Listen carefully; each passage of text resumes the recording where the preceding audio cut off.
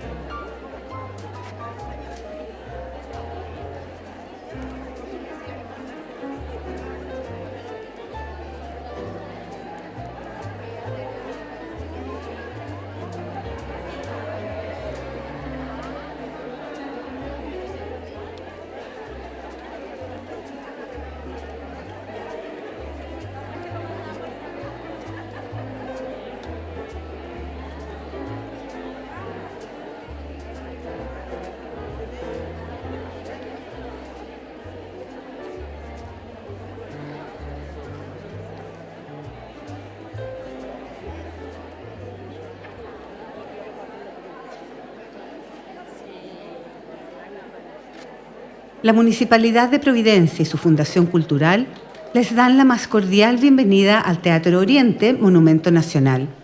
El espectáculo está por comenzar. Por favor, les pedimos apagar o silenciar sus teléfonos celulares, ya que el sonido y la luminosidad de las pantallas interfiere con el normal desarrollo de la presentación.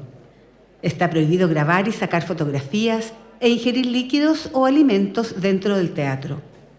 En caso de alguna emergencia, les rogamos mantener la calma. Sigan las instrucciones indicadas por el personal del teatro y si corresponde evacuar, diríjanse hacia las salidas de emergencia debidamente señalizadas con luz verde. Los invitamos a seguir toda nuestra programación en redes sociales y páginas web teatrooriente.cl y culturaprovidencia.cl. Que disfruten la función.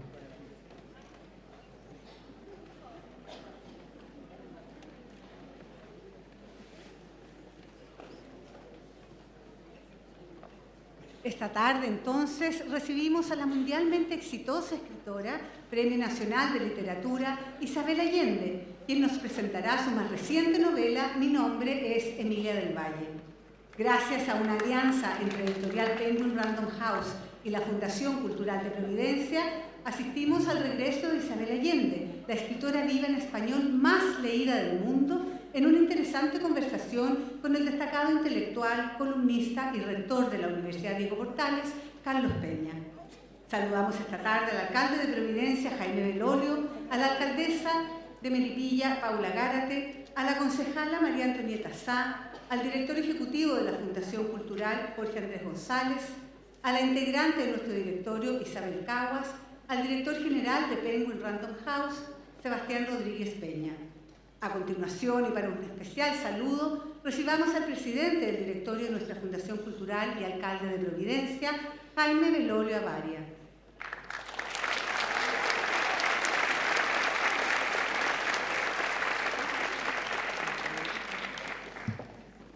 Muy buenas tardes, ¿cómo están? ¿Quiénes son las primeras 200 personas que llegaron desde las 7 de la mañana? Felicitaciones, un aplauso para ustedes, yo sé que han esperado esto durante muchos días.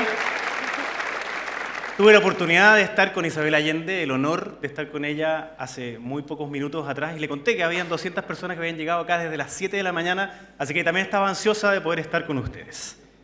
Nos gusta decir que en Providencia existe una vida buena, porque aquí no solamente hay parques increíbles, calles muy lindas y restaurantes de la mejor calidad, sino que también contamos con una tremenda vida cultural que transcurre en nuestros teatros, museos y espacios públicos. Hoy esa vida cultural tiene un capítulo histórico y es realmente un honor poder albergar el reencuentro de Isabel Allende con el público chileno.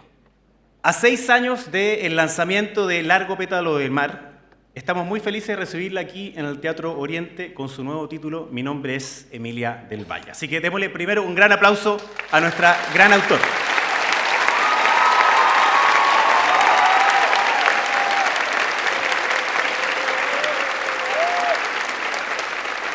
Tal como se dijo en la presentación, Isabel Allende es una autora fundamental para nuestro país. Es por lejos la más vendida, más de 70 millones de ejemplares, la más traducida, alcanzando 42 lenguas, y también es nuestra escritora viva más premiada. Chile, sabemos, es un país lejano, no es un país ni poderoso ni rico, e inclusive algunos como que tratan de mirarnos en menos, pero no hay ninguna biblioteca del mundo que pueda decir que está completa si no tiene un libro de Isabel Allende.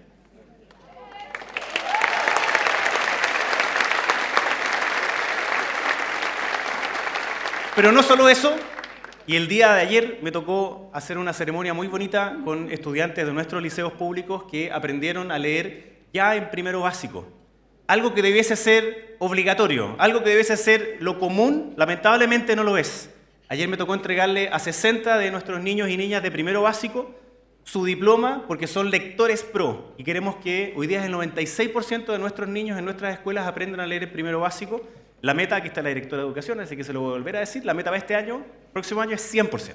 Queremos que todos nuestros niños aprendan a leer porque la verdad es que aprender a leer es lo que significa no solamente combatir la inmediatez del hoy, sino que además permite trabajar cada página letra a letra que permite estimular la creatividad y viajar a tantos y tantos mundos como todos nos podemos imaginar. Con la literatura, especialmente para niños, niñas y adolescentes, es clave porque Isabel Allende ha sido la puerta de entrada para que muchos se encanten con la lectura. Y hoy día sabemos que a través de TikTok y otros hay quienes son influencers también de libros. Qué bueno que eso exista, que se cuenten los libros a través de nuestras redes sociales y que permita que más personas quieran leer. Mientras nos acostumbramos a escuchar que pocas personas leen o cifras que son alarmantes para la comprensión lectora, la pluma de Isabel sabe despertar las ganas de leer. Y como digo, no es solo una herramienta necesaria para la vida moderna, sino que un portal a nuevos mundos y aventuras. Y como se dice, quien lee puede vivir 1000 vidas, quien no lee, solo una. Los invito a disfrutar de esta experiencia, a atesorarla, no tengo ninguna duda que va a valer la pena. Los invito a que sigan viniendo a nuestra comuna, una comuna preciosa, que abre las puertas para las más de 2 millones de personas que transitan todos los días por acá, que tenemos el gusto hoy día de poder recibir aquí en nuestro Teatro Oriente, Monumento Nacional a Isabel Allende. Muchas gracias. Muchas gracias, alcalde. Enseguida, Melanie Posch, directora editorial de Penguin Random House Chile, nos entrega unas palabras.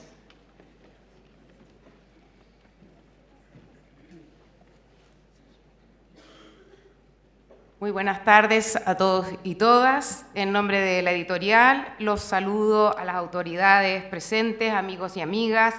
Gracias al alcalde Jaime Belolio por recibirnos en este hermoso teatro, a Jorge Andrés González, director de la Fundación Cultural de Providencia, y a todo su equipo. Es un privilegio, como ya se ha dicho, recibir a Isabel Allende en Chile, una de las voces más prominentes y universalmente apreciadas de la literatura. En esta ocasión, como ya saben, ella nos honra con su presencia para presentar Mi nombre es Emilia del Valle, una obra que relata la trágica guerra civil ocurrida en Chile en 1891 a través de su protagonista, una mujer que lucha por su independencia en un mundo de convenciones, que intenta forjarse un nombre propio como escritora en una época y en un lugar donde eso era inconcebible. Hoy todavía es difícil, pero mucho menos que antes. Una mujer que además está en la búsqueda de su identidad persiguiendo un padre ausente.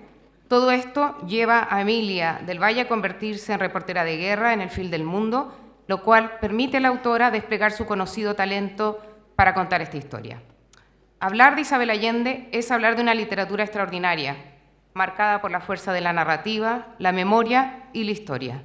Una literatura poblada de personajes, esos personajes que ella dice vuelan en su imaginación hasta que ella los plasma en sus páginas, donde adquieren vida propia. Una vida que se multiplica en las mentes y corazones de sus millones de lectores. Porque no podemos olvidar que Isabel, como se ha dicho recientemente, es la autora viva más leída de la lengua española en el mundo y que además es la autora más traducida a más de 40 lenguas, desde que publicó esa obra maestra que es La Casa de los Espíritus, ya convertida en un clásico contemporáneo. Isabel ha recibido más de 60 premios, entre ellos el Premio Nacional de Literatura de Chile, la Medalla Presidencial de la Libertad, que recibió de manos del expresidente de Estados Unidos, Barack Obama, el prestigioso Premio de la Paz de los Libreros Alemanes y solo ayer la Medalla Rectoral de la Universidad de Chile. En su brillante trayectoria como escritora nos ha regalado novelas de ficción y obras de no ficción con las que nos hemos emocionado, hemos aprendido, hemos vivido historias de amor, de conflicto, de búsquedas interiores, de justicias e injusticias, de dignidad. Una obra comprometida a su modo, es decir, comprometida con las causas profundas de la literatura, un arte que cuando se eleva nos permite acercarnos a otros mundos para encontrar el propio y que despliega, parafraseo aquí a Anne Dufour-Montel, esa inteligencia de estar vivo y de las relaciones humanas que hacen pensar en aquello que encontramos en toda gran literatura. Damos la bienvenida pues a Isabel Allende y también damos la bienvenida y un caluroso saludo a nuestro ilustre presentador Carlos Peña, rector de la Universidad Diego Portales, lúcido, faro intelectual en sus columnas dominicales, autor de La Casa, quien hoy en unos minutos más nos acompañará para sostener esta conversación con esta gran novelista. Muchas gracias a todos, bienvenidos y que disfruten.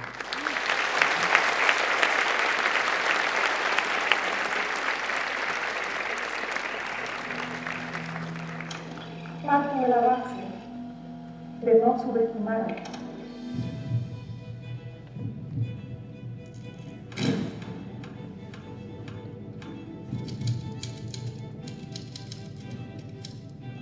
que el libro es un ejercicio de nostalgia.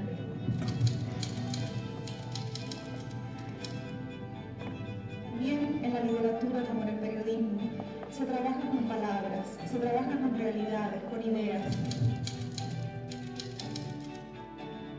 Yo me siento más cómoda en la literatura que en el periodismo, porque la literatura también es una manera de transformar la realidad, de convertirla en lo que uno quisiera que fuera. Y eso es un poco lo que uno hace en la ficción, toma la realidad y la transforma en un mundo. Para mí ha sido un cambio, también ha significado una nueva dimensión para mi vida y mi trabajo.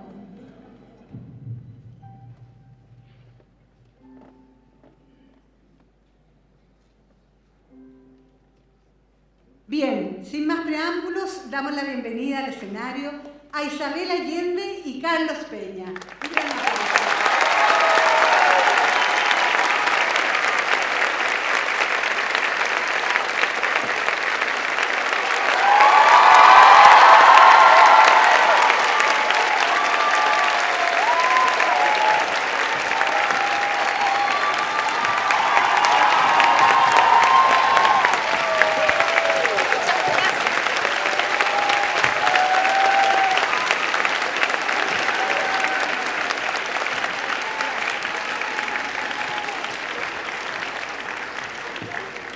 ¿Viste, Carlos? A ti nunca te van a recibir así. ¡Nunca! Bueno, ante todo, muchísimas gracias por su presencia aquí, por la paciencia, desde luego, de esperar este momento para conversar con Isabel Allende, una de las escritoras, en mi opinión, más notables que ha producido la lengua, cuya obra, no por casualidad, imanta, secuestra la imaginación de millones y millones de personas en el mundo. Estoy seguro que cuando la leen reconocen algunos de los motivos esenciales de la condición humana, y eso es lo que explica finalmente el éxito que ella posee, al que se suma desde luego un estilo, una escritura cadenciosa, rítmica, que atrapa desde las primeras líneas. Basta comenzar a leer un libro de Isabel Allende para quedar atrapado por la lectura y no poder entonces desprenderse de él sino hasta la última página. De manera que muchas gracias, Isabel, por tu presencia acá. Y cuéntame cómo te sientes con este recibimiento en Chile. Oye, estoy súper emocionada, y nerviosa. Fíjate que yo no me pongo nerviosa con nada, porque a los 83 años no hay de qué ponerse nerviosa. Pero cuando vi las colas afuera y el cariño de la gente, no solamente aquí, sino que en todas partes, a donde quiera que vaya, la gente me abraza, quieren selfies, mira, es precioso. Y ese es el abrazo de Chile, que siempre me emociona mucho. Tú naciste, como supimos y como sabemos, ¿verdad?, en Perú, y has vivido buena parte de tu vida afuera de Chile. Y Siempre he vivido afuera. Sin embargo, Chile aparece y refulge en cada una de las líneas que escribe, se entrelaza con la fantasía. Ese es el problema con este país, oye, que te atrapa, porque yo no tendría por qué sentirme chilena. Nací en otra parte, pasé unos años aquí en la casa de mi abuelo cuando era chica, después mi mamá se casó, bueno, se juntó, digamos, con un diplomático y pasé la infancia y la adolescencia viajando. Me casé en Chile, estuve unos años muy cortos, que fueron unos años fantásticos, y después vino el golpe militar, el exilio, después la inmigración a los Estados Unidos. Llevo toda la vida afuera, pero cuando me preguntan de dónde eres, quién eres, chilena. No, es automático, chilena.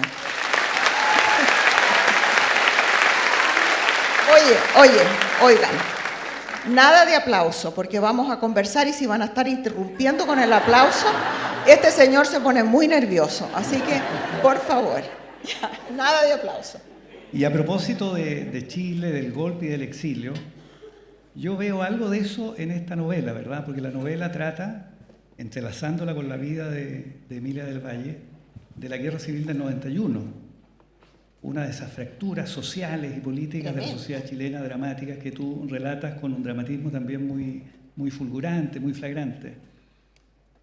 ¿Cuál fue el motivo de ocuparse de la Guerra Civil del 91? ¿Lo enlazas con tu propia experiencia, con la experiencia reciente de Chile, tal vez? Mira, la Guerra Civil de 1891 tuvo paralelos con lo que pasó 80 años más tarde con el golpe militar. Y eran tan fuertes esos paralelos que yo quise investigar lo que había pasado para entenderlo mejor. A mí me encanta escribir novela histórica, Carlos, porque en la investigación tengo la mitad del libro. Claro. Ya la mitad está hecho. Y entonces uno coloca personajes en un contexto histórico. Y cuando hay un evento tan brutal como ese, es mejor. Mientras más sangre, mejor. Mira los paralelos. En 1891 tuvimos un presidente progresista, Balmaceda, que quiso hacer cambios fundamentales, o no tan fundamentales, pero dentro del marco de lo que entonces se llamaba la República. No existía el concepto de democracia como ahora. Y se encontró con una gran oposición, intervinieron los poderes de afuera también, los Estados Unidos y Gran Bretaña, y las Fuerzas Armadas, primero intervinieron las Fuerzas Armadas para resolver el conflicto supuestamente, pero se dividieron. Y el ejército se fue con Balmaceda y la Marina, que era muy poderosa, se fue con la oposición. Y el resultado fue una guerra civil en la cual en 4 meses de batalla, fue un poquito más larga, pero de batalla propiamente 4 meses, murieron más chilenos que en los 4 años y medio de la Guerra del Pacífico contra el Perú y Bolivia. Y después, en 1973, también teníamos un presidente progresista, teléfono caramba, que quería hacer grandes cambios dentro del marco de la Constitución y de la democracia. Se encontró con una gran oposición, intervinieron las Fuerzas Armadas y en esa oportunidad no se dividieron. Y el resultado fue un golpe militar y 17 años de dictadura. Y en las 2 oportunidades el presidente prefirió suicidarse antes que rendirse. Entonces los paralelos son impresionantes. Son muy impresionantes, sí. Efectivamente. Sí. Claro, a mí me parece que en tu obra, en esta novela particularmente, cuando tratas de la Guerra Civil del 91, se muestra, no sé qué les parecen a ustedes que son lectoras de Isabel Allende, uno de los rasgos fundamentales de tu escritura, y es que buena parte de los escritores elaboran fantasías y ficciones y luego las disfrazan de realidad, intentando desde luego de esa manera ganarse la confianza y la adhesión del lector. Pero lo que tú haces, me parece a mí, muchísimas veces, es tomar acontecimientos reales y mostrar de qué manera en la realidad, en nuestra vida cotidiana, a veces se infiltra la fantasía, ¿no? De qué manera la condición humana está de alguna forma compuesta también de ficciones, ¿no? A mí me parece ese el aspecto más notable tal vez de tu escritura. Fíjate que yo no sé, Carlos, cuánto de lo que yo vivo es verdad y cuánto imagino, cuánto invento, cuánto cambio. Mi hijo Nicolás dice que yo invento todo, entonces él divide por la mitad cualquier cosa que yo diga y más o menos eso le da una idea aproximada de lo que pasó. Al escribir una novela como esta, que es una novela histórica, ¿de dónde sale la información? Sale de los libros de historia y de los documentos militares que los escriben los hombres, los vencedores. Y las voces que a mí me interesan, que son las voces marginales, no existen. Las mujeres, los derrotados, los niños, los pobres, los conscriptos, los animales, los caballos, las mulas, los perros. Todo eso es lo que a mí me interesa traer a la novela, al libro. Y eso, la gente como tú, como yo, los que no somos los que contamos la historia, no es la historia oficial, vivimos en una cierta ficción. ¿Hasta dónde nuestra realidad es lo que vemos y hasta cuándo es sueño, hasta cuándo imaginamos? Cuando tratamos de recordar el pasado, resulta que la memoria y la imaginación son 2 procesos en el cerebro muy similares, que se mezclan. Estoy en este momento escribiendo algo que supuestamente debe ser verdad, y de lo que yo me acuerdo no pasó así. Sí, ya vamos a hablar de eso. Ya, no pasó así. Bueno, tú sabes que una de las ideas centrales del psicoanálisis, desde luego, es que cuando recordamos, en realidad nos escribimos, es decir, que la memoria es una forma de literatura. De hecho, Freud, cuando ya estaba muy viejo, escribió un famoso texto que se llama La novela familiar del neurótico. Del neurótico. Del neurótico. Oh, esa sería donde yo. él dice, bueno, todos los seres humanos, en realidad, cuando alguien nos pregunta acerca de nuestra vida, y tenemos que relatarla, y tenemos que narrar lo que somos, lo que hicimos, lo que nos pasó, los dolores que padecimos, las alegrías de que disfrutamos, en realidad tenemos que inventar, porque es imposible saberlo todo, es imposible recordarlo todo, y en consecuencia, recordar es también olvidar, es también inventar, ¿no? Mira, yo tengo la correspondencia con mi mamá. Nos escribimos toda la vida. Yo me separé de mi mamá cuando tenía 16, 17 años y empezó una correspondencia compulsiva, obsesiva, de escribirnos todos los días. En aquella época era por correo. Entonces las cartas se demoraban un mes, pero no importaba porque no era un diálogo. Era casi como llevar un diario de vida. Y desde 1987, cuando me fui a vivir a los Estados Unidos, empecé a juntar las cartas de mi mamá y copias de las que yo le escribía a ella. Después se inventó el correo electrónico y mi mamá se obsesionó, me escribía varias veces al día. Entonces te puedes imaginar cómo se fue juntando papeleo, ¿no? Porque yo le imprimía todo. Tengo por año las cartas separadas en orden cronológico y hemos calculado que hay más o menos 24.000 cartas. 24.000. Sí.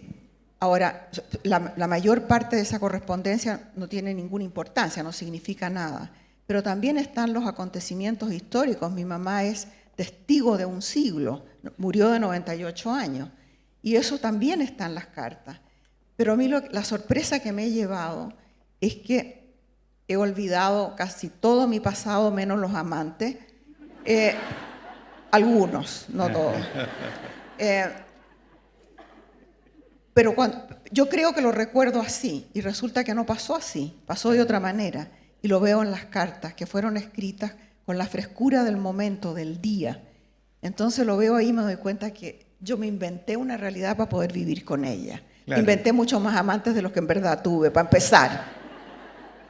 Claro, y es probable que las cosas que entonces escribiste y que en el momento que las escribías te parecían centrales en tu vida, claro, decisivas, se te olvidan. Con el tiempo no tenían importancia. Ninguna. Claro. Bueno, yo te decía en la conversación previa que Nietzsche, en un famoso texto tardío, dice, se puede vivir sin recuerdo, lo que no se puede es vivir sin olvido, ¿no? Claro, claro. Terrible si pudieras recordarlo todo. Claro, solemos creer que la memoria consiste en recordar. No, consiste en realidad en editar los recuerdos. Editar, ¿verdad? Claro. Claro. Uno de los temas que aparece, bueno, en esta obra, como en toda tu obra, y que yo creo es de las claves también del éxito que tú posees, es el tema de lo femenino, de la condición femenina, que hoy día está en el centro de la condición contemporánea, en el centro de la comprensión que tenemos como personas que se relacionan unas con otras, pero que en tu caso es un tema extremadamente temprano, ¿verdad? No solo por tu participación en la revista Paula, una revista ya, que tuvo... ya estaba vieja entonces. que fue un quiebre en la cultura burguesa santiaguina, sí, ¿verdad? Pero en tu caso el feminismo es más temprano aún. Mira, yo creo que mi mamá dice que yo era feminista a los 5 años, pero no existía la palabra, por lo menos a donde nosotros vivíamos, en Chile, del año 42, imagínate. Pero siempre me rebelé contra la autoridad, y la autoridad siempre era masculina, porque la autoridad era mi abuelo, eran los profesores, los tíos, la policía, y siempre hubo una tremenda rebelión contra la autoridad que me parecía arbitraria, injusta. Me echaron de las monjas ursulinas a los 6 años. ¿Qué pude haber hecho yo a los 6 años para que me expulsaran de las monjas ursulinas? Imagínate. Bueno, y no podía darle nombre a esta rabia, a esta cosa, esta sensación de injusticia, de impotencia, hasta que descubrí, ya grande, en la adolescencia, después de los 18 años, que existía algo que se llamaba el Movimiento de Liberación Femenina. Yo no era una lunática, sino que esto estaba sucediendo en el mundo, y éramos millones de mujeres que sentían lo que sentía yo, y existía un lenguaje articulado para expresarlo, y un plan de acción, que por supuesto yo no conocía. Pero entonces tuve la suerte inmensa de entrar en el equipo de la revista Paula. Eso fue en el año 1967. Mira, el desafío de la revista a la mojigatería, al cartuchismo chileno, fue fantástico. De todos los temas que no se habían tocado nunca, estaban ahí en esa revista, siempre con con un toque feminista, por supuesto. La píldora, el aborto. Eso me cambió la vida, porque me permitió decir, ok, soy feminista y esto es lo que significa ser feminista. ¿Qué significa para mí? El objetivo final es reemplazar el patriarcado por un sistema, una civilización más justa. Y eso va a tomar generaciones. El hecho de que no lo hayamos logrado no es porque no hayamos tenido éxito, sino que porque la lucha es mucho más larga de lo que yo me imaginé.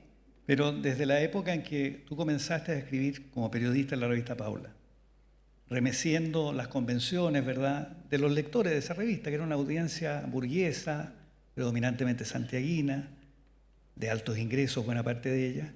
Desde ese momento a hoy día, ¿cómo ves tú la condición femenina en la sociedad chilena en particular? ¿Has visto cambios en ella? Enormes, y no solo en la sociedad chilena, en el mundo. En mis 80 años he visto, pero mucho. Las muchachas de hoy ni siquiera se plantean ciertas cosas que fueron la lucha de sus abuelas y de sus madres, que nos parecía que era como trepar una montaña. Para las chicas de hoy es normal. Lo que no se dan cuenta es con qué facilidad lo pueden perder. Yo estoy en este momento en Estados Unidos, donde hay una oleada antifeminista. Ser feminista es casi como ser terrorista. Y hay una misoginia tremenda. O sea, ya han eliminado derechos que las mujeres tuvieron por muchos años. Ahora el derecho al aborto que hubo en Estados Unidos por décadas se eliminó. Entonces en muchos estados ya no existe, pero ahora están atacando los anticonceptivos, están atacando el dispositivo intrauterino, la píldora del día después. La idea es tener a la mujer sometida y embarazada. Y eso puede pasar en cualquier parte. Claro, el fenómeno Trump es una muestra de cuán frágil son los avances en esta materia. Qué frágil es todo, oye. La democracia, el feminismo, todas las cosas que creemos que son instituciones ya sólidas, consolidadas. Todo se puede acabar en un día. ¿Y cómo es la experiencia de vivir en Estados Unidos hoy día? A propósito de esto. Fíjate que yo diría que hay miedo. Por supuesto, primero el país está dividido completamente, ni siquiera se hablan las dos partes. Hay una violencia tremenda que viene desde el gobierno, un lenguaje de odio, de el otro y nosotros.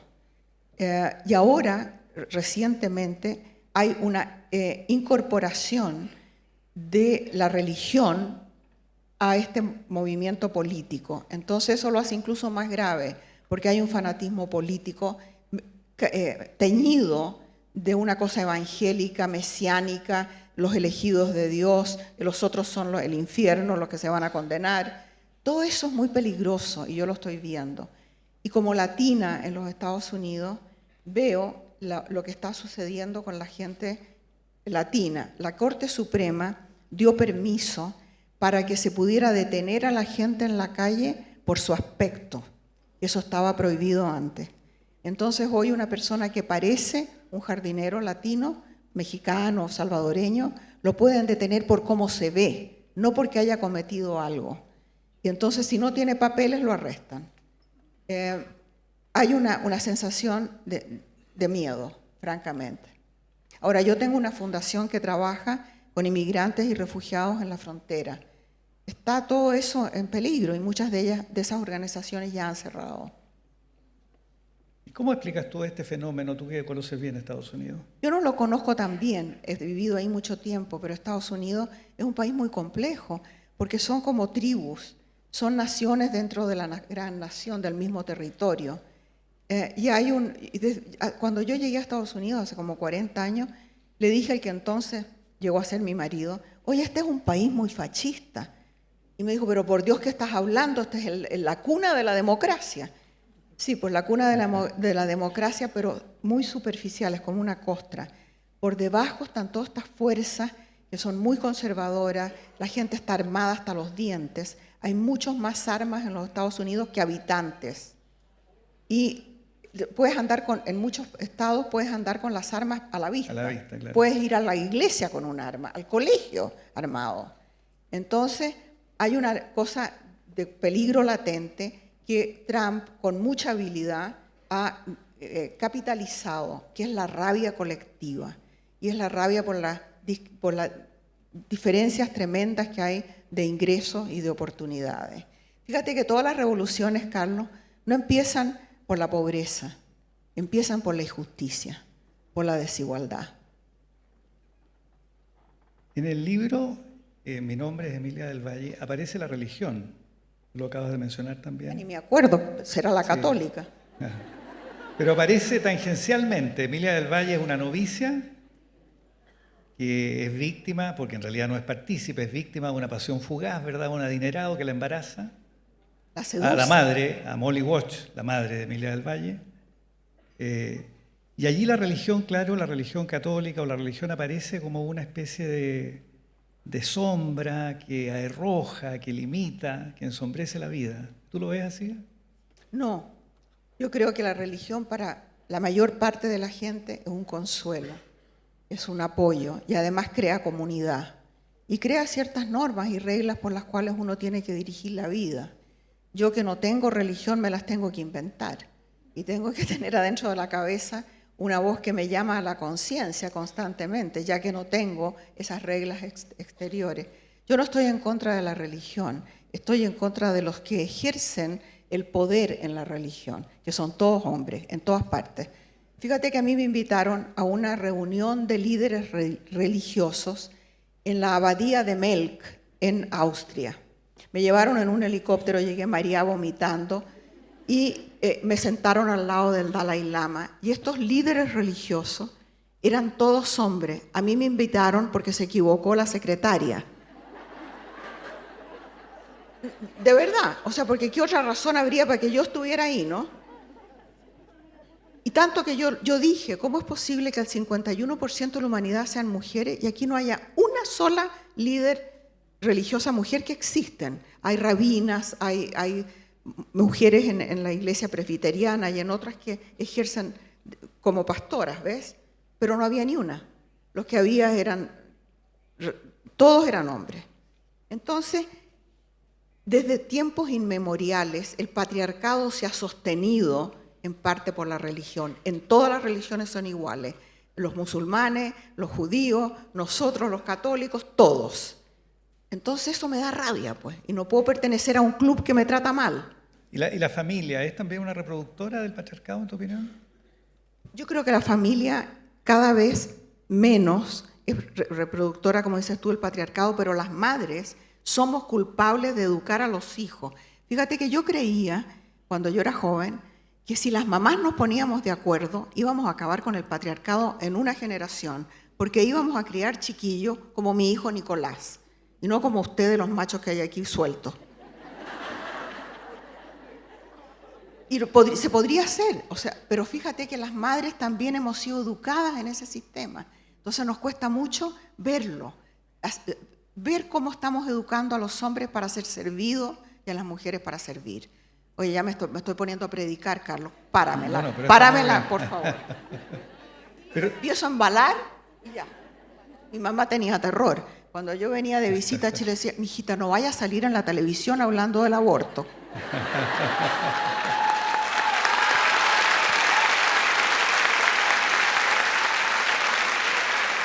No quedamos en que no había aplauso. Isabel, estás ahora escribiendo, ¿verdad? O vas a escribir muy pronto. Siempre estoy escribiendo. Pero ahora vas a escribir un libro de memorias, entiendo. Sí, empecé en el 8 de enero un libro de memoria que podría haberlo escrito antes, pero hay ciertas cosas, Carlos, que necesitan tiempo y distancia para poder escribir, tratarlo como una novela y no desde la emoción. Y esta es una memoria que estoy escribiendo de los últimos 10 años, desde el 2015 hasta el 2025, hasta ahora. Y es el fin de un amor, el divorcio a una edad tardía, un tiempo de soledad, de reflexión, de entrar en la vejez y encontrar el amor inesperadamente muy tarde en la vida.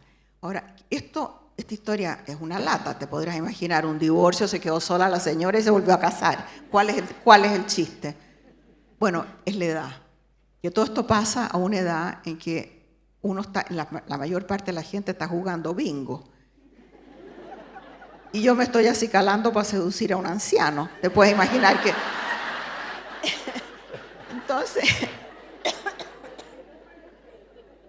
Entonces, esa es la originalidad de lo que pasó. Cuando me divorcié tenía 74 años y la gente dijo, has invertido 28 años de tu vida con este hombre, tienes 74 años, te vas a quedar sola como un ombligo. ¿Para qué? ¿Para qué? Aguantan un poco más y se va a morir. Tiene fibrosis pulmonar, se va a morir. Pero mira, no pude. Yo no sé cómo será tu relación, oye, con la Alejandra, pero te prometo, no pude. Entonces, llegó un momento que nos separamos y yo creía, por eso te digo el cuento de la memoria, yo creía que fue un corte así. Yo dije, basta, se acabó y se acabó. Y yo me quedé muy tranquila. Teníamos una casa grande con piscina, qué sé yo. Vendí la casa, regalé todo lo que había dentro y me fui a una casa chiquita con una sola cama con mi perra. Y esa iba a ser mi vida. Eso era lo que yo recordaba. Lo que yo no recordaba era cuánto me costó el dolor, cuánto arrastré en el tiempo antes de tomar la decisión, las dudas, y después divorciarme de él y tenerle lástima porque estaba enfermo. Entonces cocinar para llevarle la comida, imagínate la estúpida. Instalarlo.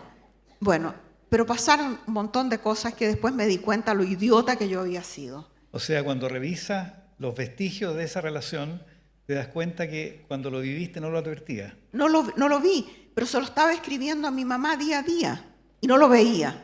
¿No lo veía? No, yo le decía a mi mamá, qué sé yo, no me acuerdo qué, pero algunas cosas que vistas ahora desde la distancia, digo, pero esta mujer estaba pajareando. En parte porque estaba muy distraída con las cosas que me interesan. Claro.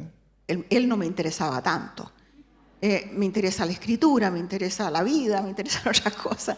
Entonces estaba muy distraída y viajando mucho. Y entre tanto se desarmó el matrimonio. Y yo creo que no habría podido quedarme. Aunque no habría podido. No habrías podido. No, aunque se murió después, pues después. Se murió pronto. Oye, no se rían, se murió. Isabel, ¿y cómo se piensa la vejez cuando estás escribiendo esas memorias? Fíjate que yo sentí la vejez, que entraba en un umbral, cruzaba un umbral cuando cumplí 80 años. No porque sintiera que físicamente algo cambiaba fundamentalmente, porque lo que pasa con la vejez es que, por lo menos en mi caso y en la mayor parte de los casos, no sucede de repente. Es día a día. Es un deterioro pequeñito, día a día, que uno no lo nota. De repente notas una cosa, no le das importancia, se van sumando. Como te contaba, mi hermano, yo tengo un hermano maravilloso y completamente lunático, que me escribió, me mandó lo que él llama el tobogán de la vejez, un gráfico que él hizo. Y en el gráfico sale la vejez como una curva que se va acelerando, acelerando, acelerando con los años. Y puedes vivir esa vejez muy bien hasta que entras en lo que él llama la vejez dura, que es la ancianidad. Y ahí es cuando tienes que depender. Y ahí se va todo al diablo. Entonces yo creo que hay que morirse antes. Yo le pedí a Roger que por favor me mate antes de llegar a ese punto. Pero estoy casada con un gringo que no quiere oír hablar de la muerte, cree que es inmortal. Bueno, la mayor parte de las personas no les gusta hablar de la muerte. Yo pienso en la muerte todo el tiempo. La visualizo como una señora elegante que huele a gardenias sentada en el jardín. Antes estaba por allá en el barrio, después se fue acercando y ya ahora está en el jardín. Y no le tengo miedo para nada a la muerte, pero le tengo miedo a esa dependencia y tengo que vencer esto porque me va a tocar. Y cuando me toque, quiero estar preparada. Fíjate que mi mamá se murió a 98, lúcida completamente, pero muy achacosa. Y mi mamá decía, hay que tener humildad para poder soportar las humillaciones de la vejez. Y eso es lo más sabio que hay, oye, porque es humillante toda esa parte. Así que me tengo que preparar para eso, ir sacándome el orgullo, la arrogancia de encima, la soberbia. ¿Serías partidaria de la eutanasia, por ejemplo? Yo creo que sí, en muchas partes ya está aceptado, en California también, pero no le llaman eutanasia, sino muerte asistida, Sí. porque mira, me acaba de pasar con un vecino que al hijo le dio esa enfermedad que no sé cómo se llama en español, en que te vas, ¿alguien sabe inglés por aquí? ALS se llama, que es como Como que te enclaustras. ¿Ah? Te enclaustras, no te puedes, enclaustras, ¿verdad? te enclaustras, le dio esta enfermedad, muy rápido fue el deterioro. Y entonces él quería que lo ayudaran a morir. Y los médicos, tiene que tener la firma de 3 médicos y tiene que estar, se supone, a 6 meses más o menos de morir. Y entonces tiene que poder tragar, porque te dan una combinación de pastillas que tienes que tragar. Entonces él tenía que tomar esta decisión antes de que se le cerrara la garganta. Y le pidió a su padre que lo ayudara. Y este es mi vecino muy querido, John. Y él y yo compartimos mucho esto porque a mí se me murió la Paula. Entonces, la pérdida de un hijo es una cosa muy terrible. Y cuando en este caso además tenía que ayudarlo, era mucho más duro todavía. Pero yo comprendí perfectamente la posición del hijo y la posición del padre. Porque la muerte que se le iba a venir a él encima era atroz. Entonces yo creo que hay ese derecho a morir con dignidad, a decir, bueno, llegué hasta aquí llegué, ya basta. Y tomar la decisión, claro, de abandonar la escena, ¿verdad? Claro, si es que la vamos a abandonar de todas maneras, Carlos, nadie es inmortal. Entonces a mí me gustaría tener esa opción. Tú sabes que ese es uno de los grandes temas del debate público hoy día en Chile. En muchas partes, muchas partes. Querría, Isabel, a esta altura de la conversación que vayamos al tema de la escritura propiamente tal. ¿Dónde surge, si tú echaras la vista atrás, cómo explicarías esta vocación tuya irrefrenable por narrar, por fantasear, por contar historias, por envolver la vida en relatos, en narraciones? Yo creo que viene de una infancia muy solitaria. Porque tú hablas, por ejemplo, incluso al responder preguntas corrientes, y lo que haces al hablar es narrar, y lo haces estupendamente. Entonces, pareciera en verdad, que tu habla es totalmente narrativa. Digamos, hay una especie de pulsión por Yo creo, narrar. Carlos, que yo me crié en una casa sombría, te conté yo que fue una casa en duelo. ¿Sí?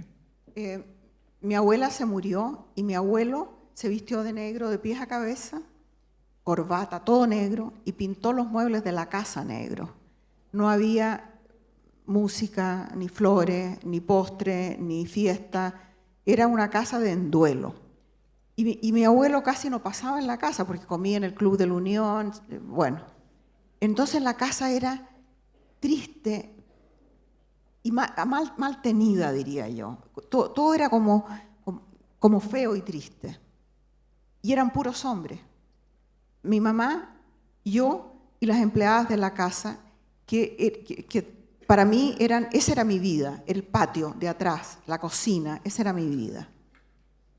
Y vivía yo en una casa donde no estaba prohibida la radio, no sé, porque mi abuelo decía que traía ideas nefastas. Uh-huh. Y me crié con libros, leyendo. Le he contado muchas veces que mi padre abandonó a mi madre cuando yo era muy chiquita y no supe nada de mi padre. Mira, a preguntar su nombre cuando ya tenía como 6 años. Pero en el sótano de la casa de mi abuelo, que era mi lugar sagrado donde yo me escapaba, yo no sé cómo sobreviví, porque colgaban los cables eléctricos así y había agua acá abajo, porque había goteras y los cables eléctricos. Y ahí yo prendía velas para leer, porque no había... Imagínate, yo no sé cómo no quemé la casa. Ahí había un baúl de lata verde que adentro tenía unos libros mohosos así, y eran todos los libros de mi infancia. Jack London, Mark Twain, todos los Salgari, toda la colección Salgari, todos esos libros maravillosos estaban ahí. Y el baúl tenía unas iniciales escritas que eran T.A. Y después supe que era el legado que me dejó mi padre, Tomás Allende. Fue lo único que tuve de mi padre, que fueron esos libros. Entonces la idea de vivir en un cuento fue maravillosa. ¿Conociste a tu padre a qué edad? No lo conocí, mi padre lo vi en la morgue.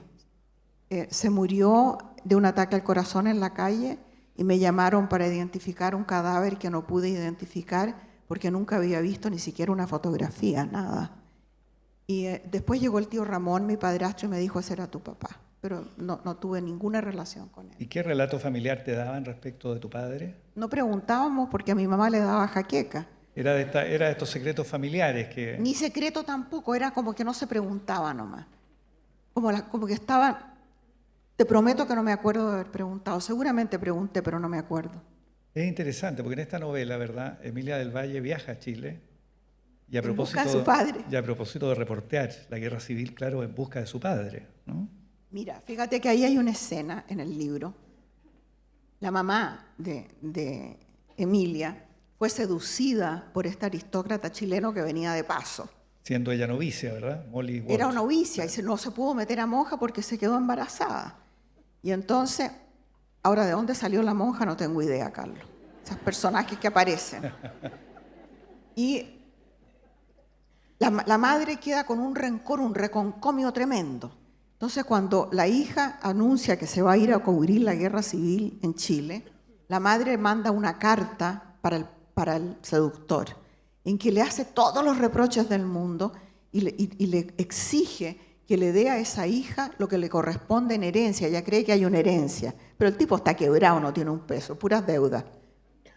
Entonces Emilia llega a Chile y logra conectarse en medio de la guerra civil. El papá está escondido por ahí en una embajada, logra conectarse con el padre, y yo pensé mucho en cómo habría sido mi reacción si yo encuentro a mi padre alguna vez. Si lo hubieras visto, claro. Si yo lo hubiera visto.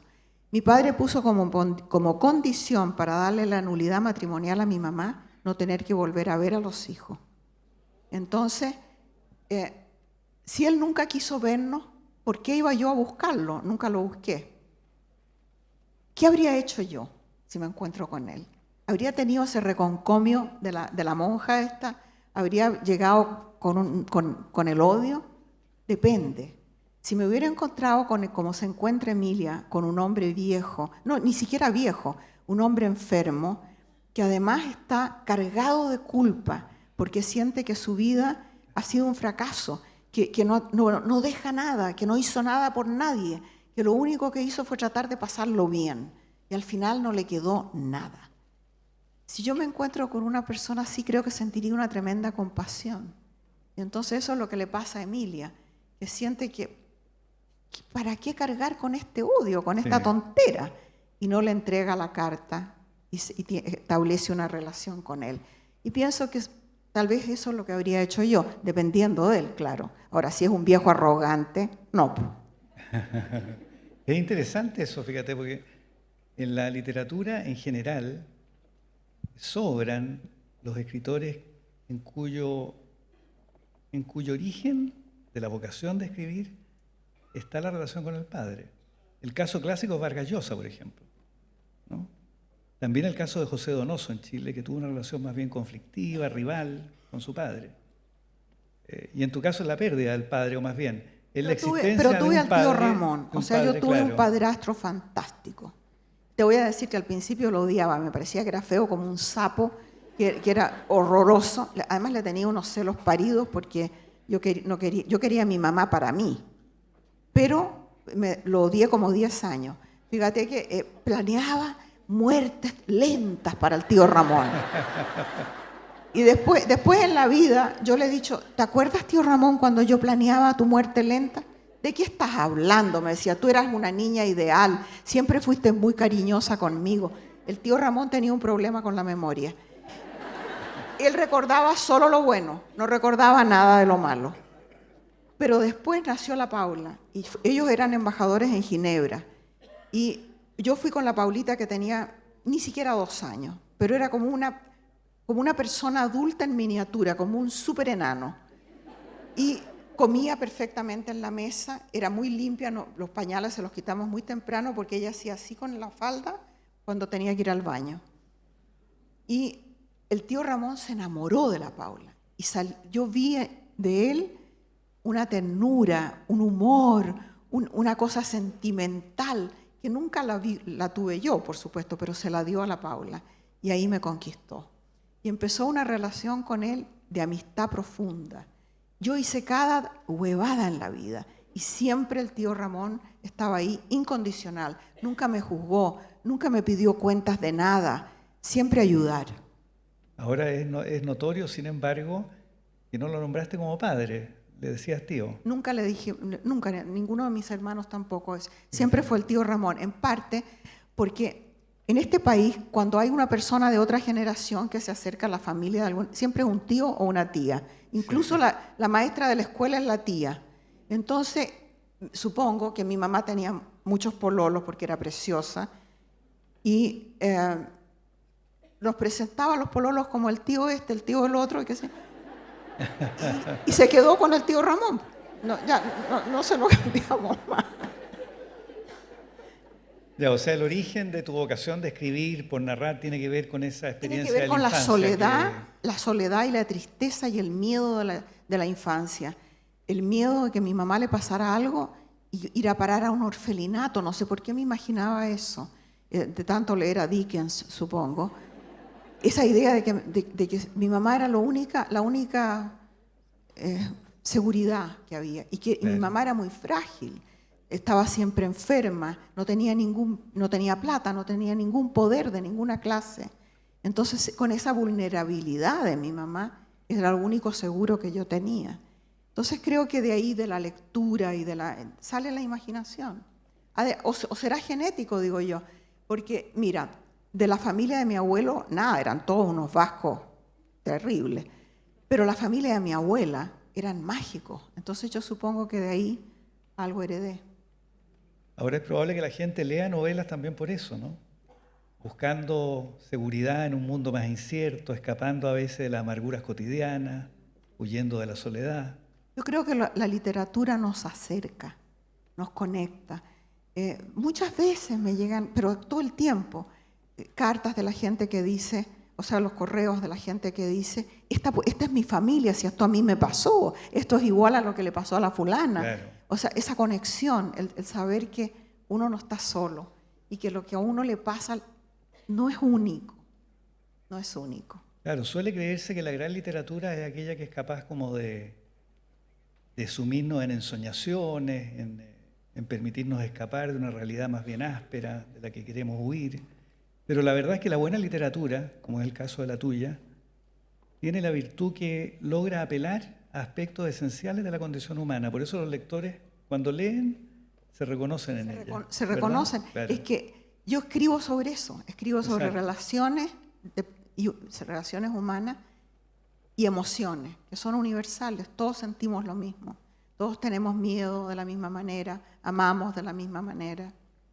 Claro, y logras transfigurar la escena chilena en muchas de tus novelas en una escena universal. Esto es muy notable también.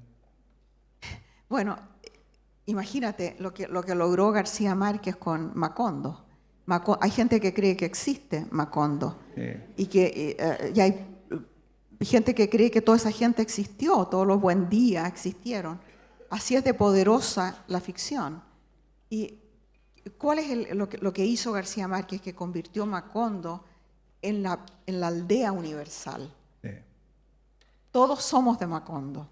¿Y autores más cerebrales, como Borges, por ejemplo, te gustaron alguna vez o no? Sí, me los leí todos. Yo me tragué a todos los del boom.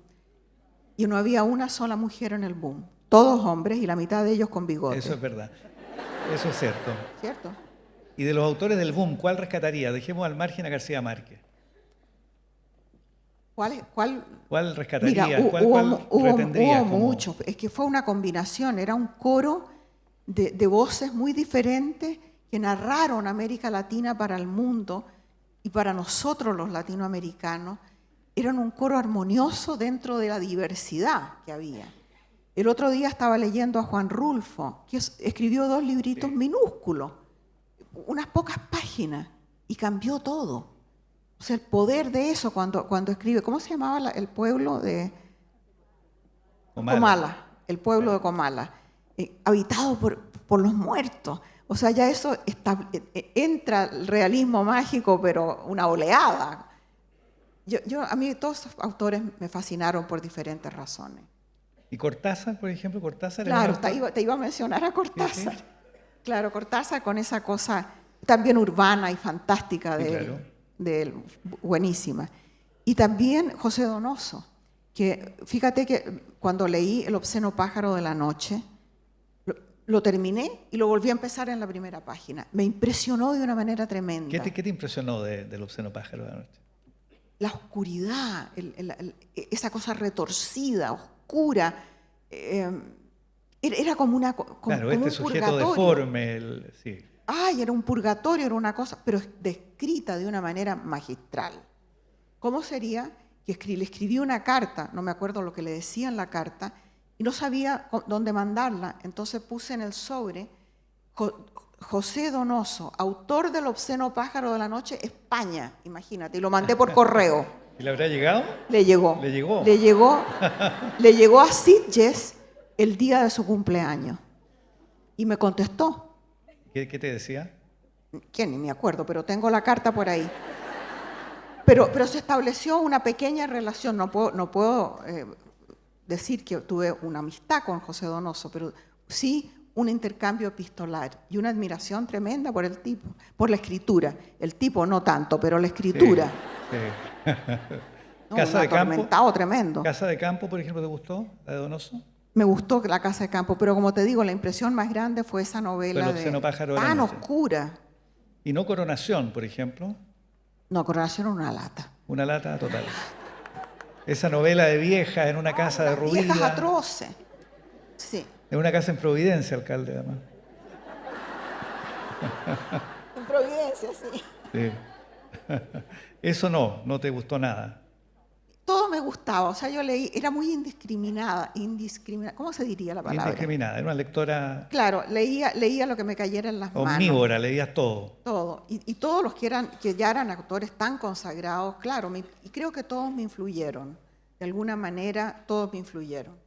Y otros autores también que leí que no eran del boom, qué sé yo, muchos autores ingleses, europeos, en traducción, todo eso. Fíjate que el tío Ramón me regaló una edición de las obras completas de Shakespeare, una edición de Aguilar, con tapa de cuero y papel Biblia. Preciosa esa edición. Preciosa, pésima la traducción y preciosa la edición. Pero yo no era capaz de juzgar la traducción, por supuesto, pero me lo regaló cuando yo tenía, yo creo que unos 11 años. Y me leía las obras, las comedias, las tragedias, los sonetos me los salté todos. Y como no entendía qué diablos pasaba, porque por qué esta se disfrazó de hombre y era la hermana del duque, y el duque le pasó esto y le pasó lo otro, era tal la confusión que dibujaba a los personajes en cartulina, los recortaba, les ponía un palito de fósforo detrás y los movía en la mesa para poder ver qué es lo que estaba pasando, porque era tan enredado. Pero de ahí viene la fascinación por las historias, por el teatro, por la tragedia, por las emociones. Y además, en Shakespeare todo es superlativo. Qué sé yo, el hombre se come a los hijos. O sea, pasan cosas así truculentas. Y eso a mí me encanta. Mientras más truculento, mejor. Me carga la literatura minimalista, en que esta pareja está en terapia en Nueva York y discuten con el terapeuta y está nublado. ¡Qué lata! ¿A ti te gustan las emociones que irrumpen y alteran No, el yo quiero que curso se vital? maten. Que pase algo así, pero brutal. ¿Y qué estás leyendo? ¿Qué lees ahora? ¿Qué leo? ¿Sí? De todo. Leo, en este momento estoy leyendo y también oyendo por audio varias novelas norteamericanas importantes, que son muy, muy buenas. Y Patricio me manda libros chilenos y todo. No me preguntes cuáles, porque todo se me olvida. Pero leo mucho todo el tiempo. Y cuando estoy escribiendo, dependiendo del tema, tengo que leer mucho para... Claro, investigas mucho, ¿verdad? Claro, mucho. Y juntas mucho material, desde luego. Pero mira, he aprendido, porque esto me costó años aprenderlo, a cómo investigar para sacar lo que me importa. Porque mira, me llega, por ejemplo, busco La Guerra Civil, un libro de historia, de este volado, pero lo que me interesa son pocas cosas de ahí. Claro. Lo que me interesan son los grandes rasgos de lo que pasó. Y luego tengo que buscar el detalle interesante en periódicos de la época, en cartas, en documentos privados. Ahí es donde está la enjundia. Y cuéntame, primero está la historia, la idea de la novela, y luego viene la investigación. No, depende. Bueno, si es una novela histórica, sí. Ya, o sea, surge el tema, Claro, digo, voy a escribir sobre la guerra civil. Entonces, bueno, ¿qué es lo que pasó? ¿Cuándo pasó? ¿Por qué pasó? Investigo todo eso primero. Si tengo tiempo para hacerlo antes del 8 de enero. Claro. Por ejemplo, terminé el libro anterior, digamos, en octubre, entonces tengo tiempo para investigar. Y ya el 8 de octubre tengo más o menos un volumen, pero a medida que voy escribiendo la novela, hay que ir rellenando, muchísimo más se necesita. Entonces, la investigación nunca para, y en la investigación van saliendo cosas que te cambian la novela, porque te das cuenta de que, esto no fue así. Ya, y la parte de ficción de la novela, tienes el material histórico, ¿verdad? Lo investigaste, tienes la ficción para articular, enhebrar todo el acontecimiento histórico. ¿Haces un mapa previo? No hago mapa de ninguna ¿Te clase. dejas llevar por la escritura? Dejo que los personajes vayan haciendo cosas. Ya. Me equivoco mucho, me encuentro con callejones sin salida y tengo que retroceder, pero no soy capaz de seguir un bosquejo. La única vez que he hecho un bosquejo fue para Zorro, porque el Zorro tiene dueño, es una corporación que se llama Zorro Productions, y ellos me pidieron que escribiera una novela sobre el zorro. Yo dije, no, yo escribo lo que a mí me da la gana, no me va a venir a decir lo que yo escriba. Pero me convencieron por Antonio Banderas, porque estaba... Entonces yo dije, esta es una oportunidad de conocer a Antonio Banderas, veamos. Y entonces resulta que el zorro es un personaje que tiene ciertas características que yo no podía traicionar. Yo no lo podía poner con un tutú bailando ballet. Era el zorro. Pero ya todo se había dicho, se habían hecho montones de películas, se habían hecho las miniseries, las series que hubo del zorro desde 1940 para adelante, libros. Lo único que faltaba, lo que ellos dijeron, era una novela literaria, una cosa literaria. Y como yo vivía en California, hablaba español, tenía origen latino y había escrito para jóvenes, pensaron que yo era la persona ideal para hacerlo. Y entonces tuve que presentarles un bosquejo para que vieran que yo iba a respetar al zorro. Pero como ya todo se había dicho, pensé, bueno, ¿de qué voy a escribir? ¿Cómo se convierte en zorro? ¿Qué le pasa a ese niño que llega a ser el zorro? Y entonces ahí tenía un bosquejo que más o menos lo seguí, porque tampoco lo pude seguir exacto. Pero escribí una novela policial que se llamaba El juego de Ripper. Y en una novela policial tú tienes que saber desde la primera página quién es el asesino y qué es lo que pasó, cuáles son tus muertos y todo lo demás. Y yo no pensaba escribir una novela policial, pero ese año no tenía nada para escribir y Carmen Balcells, mi agente de entonces, me dijo, escribe una novela policial a 4 manos con Willy, que era mi marido de entonces, que estaba escribiendo novelas policiales bastante malas.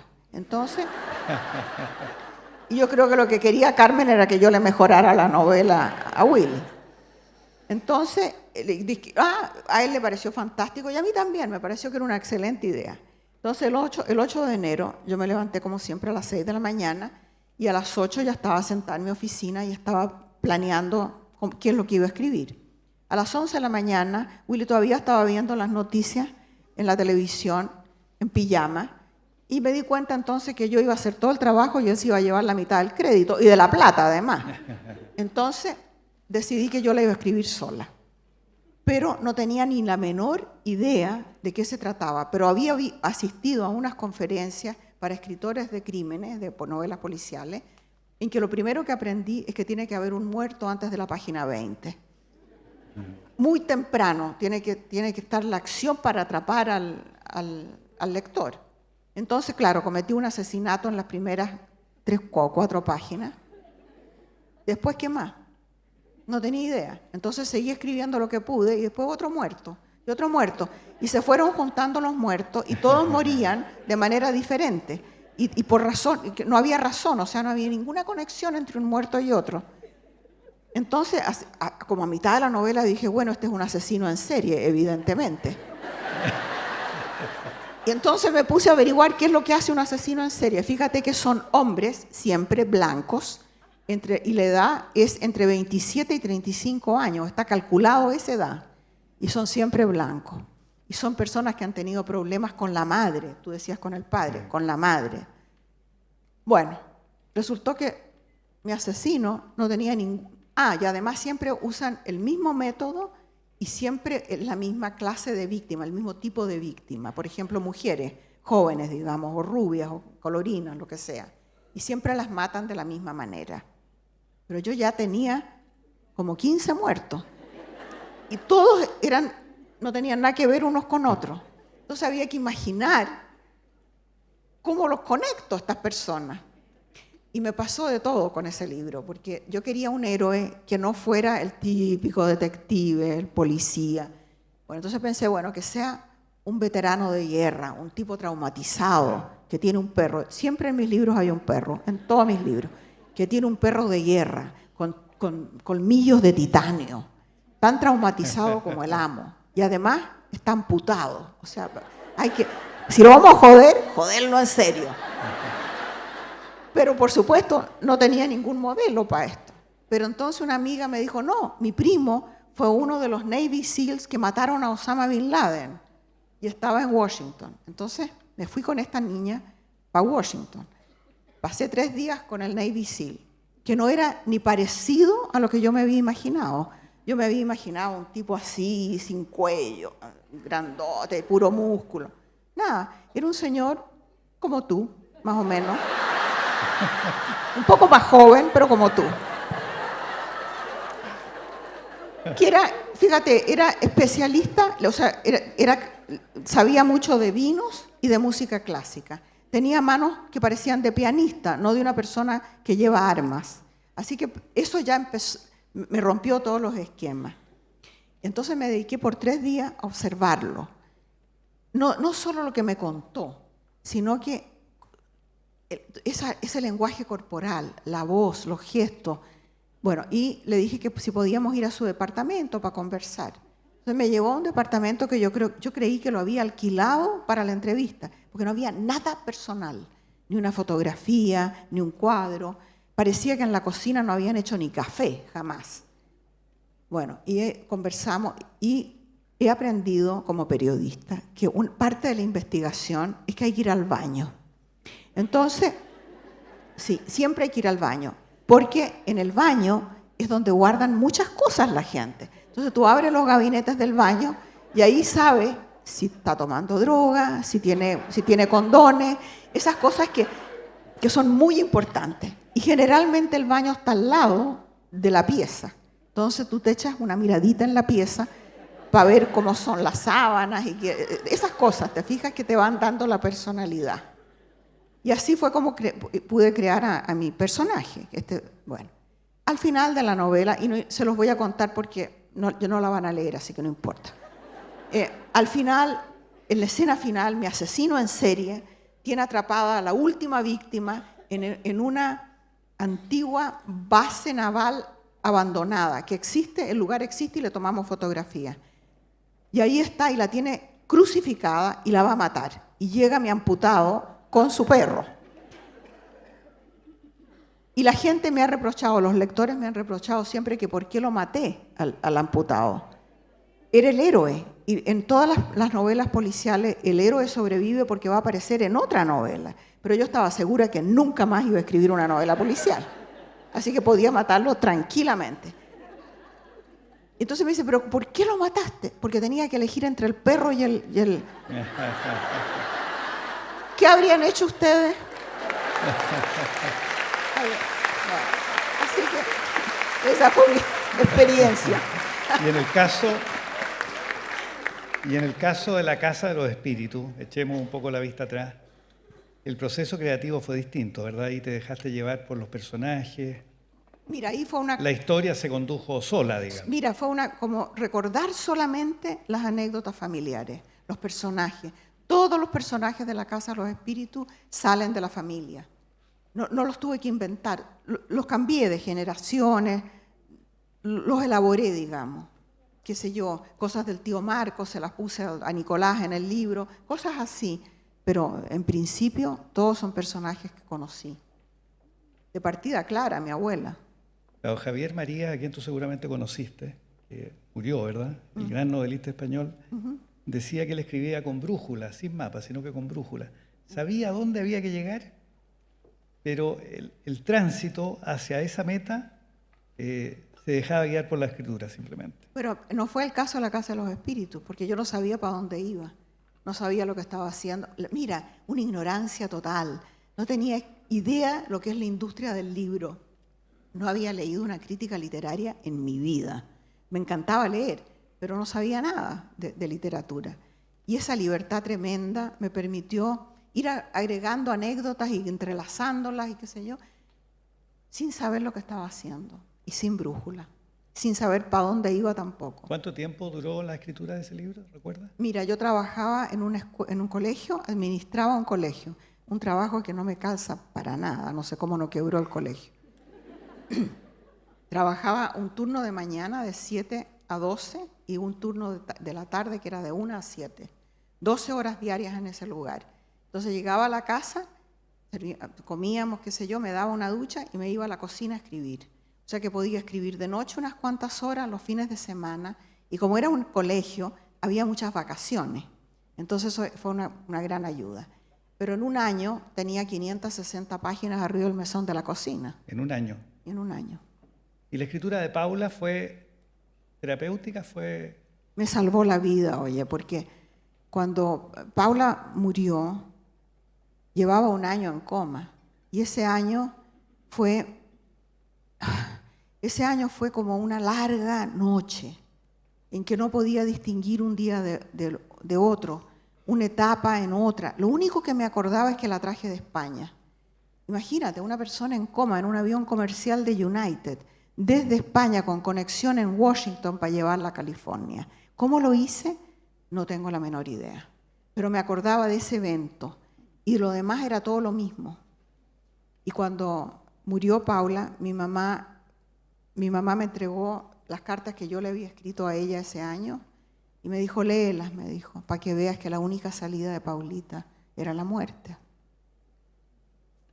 Y entre las cartas y las notas que yo había tomado en el hospital, empecé a reconstruir la historia de lo que había pasado. Y pasó una cosa bien curiosa, Carlos. Fue como que la tragedia de Paula ocupaba toda la vida, todo el ámbito. No había espacio para nada en el corazón ni en la mente. Y al escribir fue como ponerlo en un marco, decir, esto pasó, tiene estos límites, estos bordes, hay vida más allá, están naciendo mis nietos, está Nicolás, hay un marido, hay vida. La escritura me permitió eso, darle un contenido, una caja donde lo metí de alguna manera. Y después el libro se publicó y empezaron a llegar miles de cartas, de todas partes. Todo el mundo tiene pérdidas, no necesariamente un hijo, pero puede ser pérdidas de otra clase. Y la gente me escribía. Entonces iban llegando, no existía el correo electrónico, iban llegando por correo las cartas. Tuvimos que contratar 2 personas para ir abriendo las cartas. Y se iban juntando en unos cajones nomás. Yo contestaba todo lo que podía con unas tarjetas chilenas, las tarjetas. Muchas de ellas me las hacía mi amiga Pía Leiva, que es mi hermana realmente. Y en ese proceso fueron las cartas archivándose sin orden, o sea, nadie se dio el trabajo de ponerlas en orden alfabético, nada. Pasaron los años, pasaron más de 30 años y una persona que está haciendo un documental, que está aquí conmigo, este micrófono es de River Finlay, del documental que ella está haciendo. Ella vino y quiso saber lo de las cartas y sacó una carta de un archivo, de un archivador, y era una carta de una muchacha que se llamaba en aquel momento Erin Coleman, que era un estudiante de medicina en Estados Unidos, que me dice en la carta que todo cambió para ella al leer el libro. A ella le han enseñado a lidiar con la enfermedad y que ella comprende ahora que lo que importa es el paciente y la familia del paciente, porque el que sufre más no es el paciente, es la madre, es la hermana, es la esposa, es el hijo. Y entonces para ella todo cambió, la forma en que ella visualizó su proyecto como médico. Y entonces River vio la carta, filmó la carta, y mi nuera, que es de origen siciliano y nos suelta el hueso cuando lo agarra, dijo, vamos a buscarla.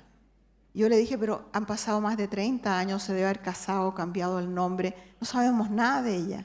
Y Lori encontró a Erin Coleman trabajando en un hospital para gente muy vulnerable en Alabama. Y River mandó una cámara allá y nos conectamos, ella con una cámara en Alabama y yo en California, después de todo ese tiempo. Muy impresionante. Muy impresionante. Así como tú escribiste, y fue una forma de curación, digamos, ¿no? De ordenar las emociones, conferirle sentido al tiempo que restaba.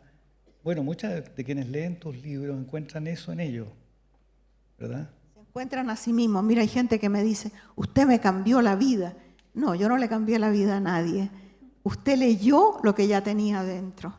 Yo puse en palabras los sentimientos y las ideas que ya estaban adentro. Es articularlo. ¿Qué dices?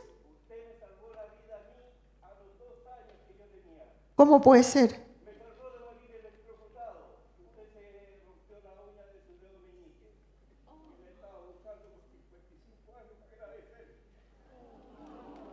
A ver, ven para acá. ¿Dónde está? A ver, cuéntame qué fue lo que pasó.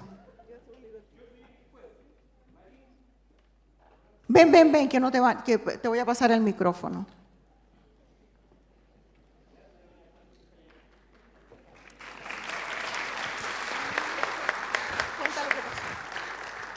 Mi nombre es Eric Antonio Fuentes Marín. Hace 55 años atrás yo tenía 2 años. Y mis padres, que aún viven, tienen la misma edad de la señora Isabel Allende. Mi padre, Rodolfo Antonio Fuentes González, y mi madre, María Isabel Marín González, le cuidaban la casa a doña Francisca. La señora Isabel Allende iba con sus hijos. Yo jugué con Paula y con Francisco a los 2 años. Y la casa que le cuidaban a la mamá se alimentaba con un cable de energía eléctrica, que en la noche cuando no había gente y se quedaban mis padres, eso tenía que estar desconectado. Yo con 2 años ya aprendí a leer, o sea, ya aprendí a caminar y todo. Yo jugaba y yo sabía que eso no tenía que estar. Y muy chico yo fui al desconectarlo. Y la fuerza se me quedó pegado. Ese cable lo enchufé y yo me estaba electrocutando, girando en el piso. ¿Ya? Llegó Isabel Allende, joven, ¿ya? Y ella me sacó de esa electrocución. Al sacarle el golpe corriente, ella le arrancó el dedo de la uña meñique, ¿ya? Y me entregó a mis padres. Bueno, te mereces un beso. Gracias. Bueno. Mira tú las sorpresas que se lleva uno. Como, si, ¿Tú no te uno vive acordabas de eso? si uno vive lo suficiente, todos los círculos se cierran. Así que tengan cuidado con lo que hacen. Que la van a pagar tarde o temprano. Bueno, estamos ya llegando, desgraciadamente, al final de la conversación. Oh, dice todo. Muchísimas gracias, Isabel. Voy a dar ahora la palabra al director de la Fundación Cultural y quiere agradecer tu presencia. Gracias, Carlos. Querida Isabel, Ay, gracias. en este escenario de este teatro que ya tiene 90 años, que es un monumento nacional, en la Fundación Cultural de Providencia siempre recibimos a bailarinas, actrices, músicas con flores.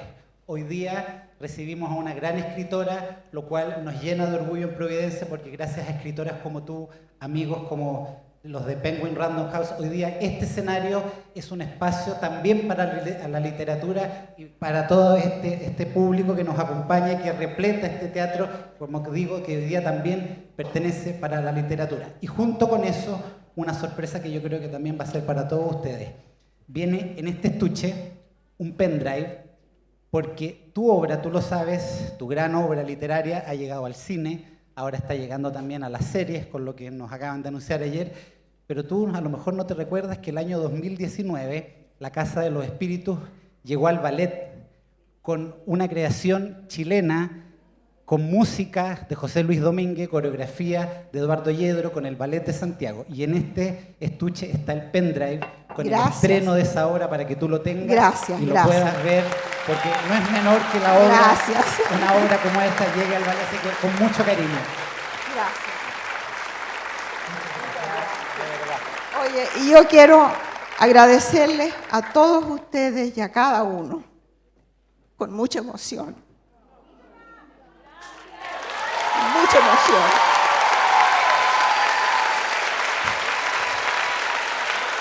Mira, quiero agradecerles el cariño y quiero agradecerles la lealtad, porque me han leído con una tremenda lealtad por muchas décadas. Así que muchas gracias.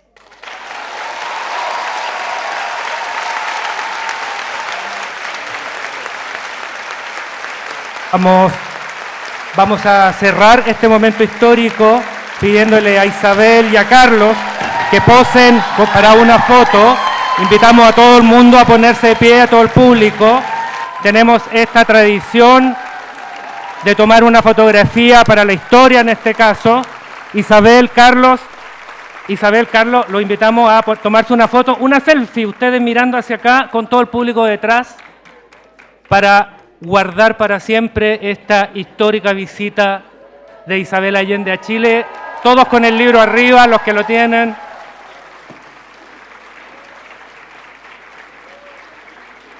Y despedimos con un fuerte y cariñoso aplauso a Isabel Allende.